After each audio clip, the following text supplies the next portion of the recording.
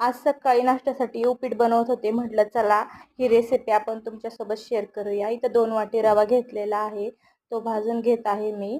मंद आचेवरती आपण हा रवा भाजून घेत आहोत. उपीटसाठी लागणारे कांदा, टोमॅटो आणि कढीपत्ता, मिरची, लिंबू इथं घेतलेला आहे. मी कट करून पहिलेच घेतलेला आहे. आता रवा भाजून झालेला आहे. तो वाटीमध्ये कांदा आता तेलामध्ये टाकून भाजून घेत आहे. जिरे, मोहरी आणि थोडीशी हळद टाकली आहे. व्यवस्थित मिक्स करून घेतलं. कढीपत्ता टाकला. कढीपत्ता चांगला तेलामध्ये आपण फ्राय करणार आहोत. त्यानंतर मिरची टाकलेली आहे. त्यामध्ये मी टोमॅटो टाकून घेतलेला आहे. व्यवस्थित फ्राय करत आहे मी ते.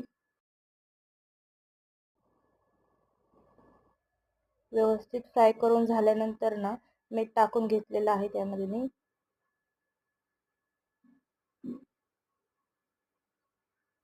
सर्व व्यवस्थित भाजून घ्यायचं आहे तेलामध्ये. आपल्याला रवा सोडलेला आहे. त्यामध्ये मी व्यवस्थित सर्व मिक्स करून घेतलेलं आहे